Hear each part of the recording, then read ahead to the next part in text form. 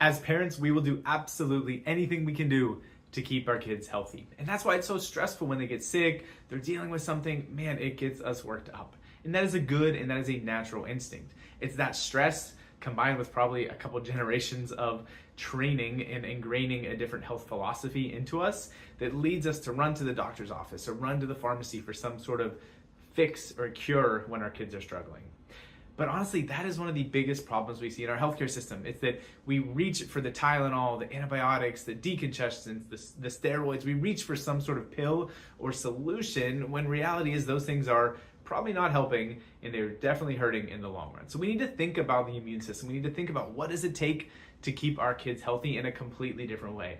And the way I summarize that, the way that we train and talk to parents about that here at Thrive, is thinking about supporting health instead of just suppressing symptoms, right? What can we do to build up that kid's internal defenses? What can we do to build up their own intrinsic immunity instead of just suppress and shut down whatever symptoms they might be experiencing? Because those are completely different scenarios, those are completely different interventions, and they're going to lead to completely different results for you as a parent. So this video is to walk you through the 4 pillars of what it takes to truly be healthy, to help support your kid's immune system.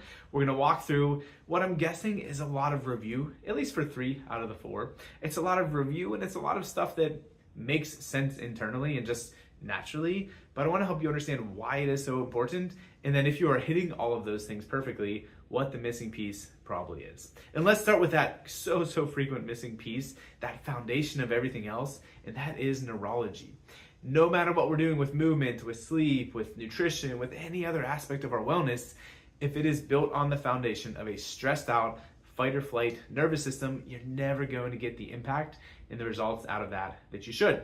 And that is the one that we see is missing so frequently. Parents that are reaching out to us here at Thrive, they're probably doing some good stuff right already, right? They are seeking answers. They have made other changes in their life, but they're missing this piece of it. We see that show up in so many different ways for kids. When there is this upper cervical or top of the neck stress, it's going to lead to a jammed up plumbing system for kids. So ear infections, tonsils, adenoids, ear, nose, and throat challenges are going to abound.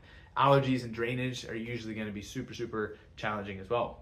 So we're going to have that, a lot of upper thoracic, mid to upper back tension. That's going to show up as chronic coughs and colds, maybe asthma, as we have that respiratory system that's in stress. And we could go through so many different challenges and immune system struggles and how it relates to that underlying neurology. So we've got to address that piece of it, or else everything else you're doing is going to be more or less futile.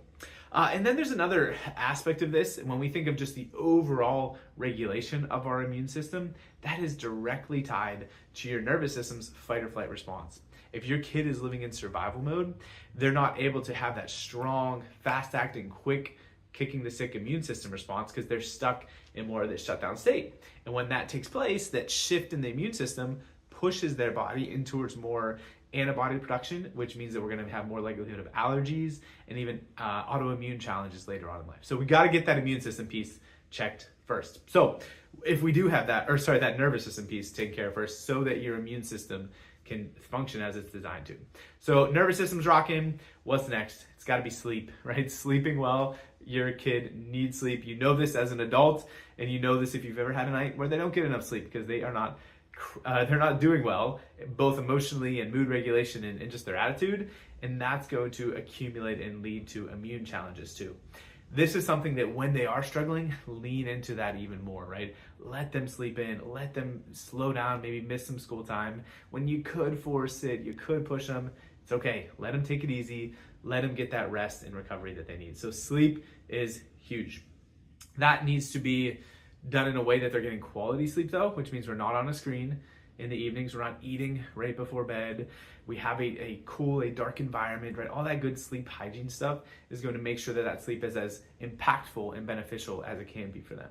So sleep is huge. The next one is going to be movement, right? You can call it exercise, you can call it play. Our kids have to move. And this is something that has a wide-ranging number of benefits for it. It's right, not just the immune system. That's going to help their brain and their neurological development. That's going to help their energy and their mood. That's going to help them focus and regulate better at school or regulate better at home if they're little. That is everything. We've had a big shift in development in kids. We went from more of a play-based childhood to really the crux of it was 2010 to 2015, that smartphone introduction range. We went from play-based childhood to screen-based childhood. And the movement went way down. Our kids' mental health has plummeted. Our kids' physical health has plummeted, and we need to turn that back around, right? Our kids have to be moving, they have to be playing, and that has a direct immune system benefit. Movement is going to get lymphatic system fluid moving better. It's going to help them drain. It's going to help them kick the sick. Even if they are struggling, you don't feel like you have to force them to stay on the couch. Listen to their bodies. If they want to move, they want to get up and play, it's okay. We don't want to overdo it, right? We don't want to push it too much, but don't feel like you have to keep them bedridden if they are struggling a little bit. So we have that adaptable nervous system. We're sleeping. We're making sure that we're moving. The last piece of this is nutrition. We have to eat clean, healthy foods. And I want you to not immediately feel stressed about that and like you have to have every single meal perfectly balanced like the color of the rainbow. Think of this in general as that 80-20 principle, right? 80% of the time you're doing the right stuff, and then there's some exceptions in there. There's some birthday parties, there's some special treats, there's some celebrations outside of that. That's okay in general, right? That 80-20 principle, it's a perfectly fine balance for life. But what I need you to think about is that when they are struggling, when they are kicking the sick, when they are in the midst of a little bit of a battle, it needs to be not just 80-20. We need to completely remove some of those extra challenges and stressors, right? We need to completely get off of the sugar and the sweets and the dairy. We need to completely avoid the more toxic additives and really hone in during those crunch times. So let me give you 5 simple tips specifically with this nutrition piece of it. It's some do's and then some don'ts. The do's are focused on that high nutrient dense food, right? Real foods is really the simplest way to put that. Anything that is going to go bad over time is probably going to help you not go bad because it is a real food. So we want to eat real foods and want to make sure you are drinking water. That's something that is not always a great thing for kids, right? They struggle to get enough fluids, get enough intakes, and that is a huge piece of nutrition. So that's some do's. There's some don'ts though too. The minimizing processed sugars is huge, right? Sugar in an apple, sugar in a banana, we can live with that. We don't want to be having all of the extra special treats and extra processed things because those are going to be what really suppresses our immune system in general, but especially not, like we just said, when they're trying to fight something off, they're trying to kick the sick, that stuff has to be completely removed from the diet. Other things we want to avoid, any cheap trans fats or processed fats, that usually is going to mean the snack foods, right? The seed oils, all that stuff that is going to be highly inflammatory in nature. It's going to make your kid have a harder time to kick the sick. And then the other avoiding is any additives. That means chemicals, preservatives. A big one that triggers kids is artificial flavors or artificial colors, right? You've probably heard of stuff like red dye 40. So detrimental for our kids. I don't understand how it is still being used and how we're still buying things with that in it. You've got to cut all that stuff out. There's no place for the artificial colors in diets. And honestly, in my perspective, even the special treats, that 80-20 principle, if you can make your 20% of the exceptions, things that are special treats but less poisonous, that's a huge win, right? That's why here at Thrive, yeah, we've got organic lollipops, but they don't have any artificial fake things in it. They don't have fake colors and other things that are really inflammatory. It's a special treat. It's not healthy for you, but it is one that is way less nutritionally offensive than it could be. So, adaptable nervous system, sleeping well, movement, exercise and play, and then nutrition. Hit those 4 pillars. Your kid is going to be crushing it. If you are one of those parents I mentioned earlier, that you feel like you're doing all those things, you feel like you got 2, 3, and 4 nailed, but your kid is still struggling, it easily could be that neurological piece is missing, right? Their nervous system isn't functioning the way it's supposed to, and that what has them dealing with recurring ear infections or asthma and allergies or whatever the other struggle is. So reach out to us if that's the case. Or say you're here, a part of the office, and you're part of our Thrive family already.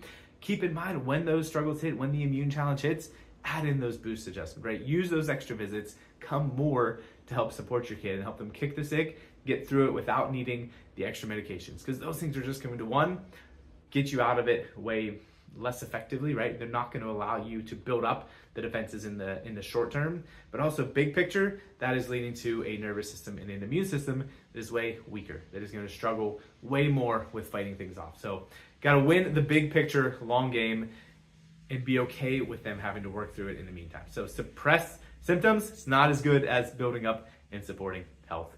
If that's you, if you're looking for more help, please reach out to the office. We're here for you. Cannot wait to meet you sometime soon and help your family thrive.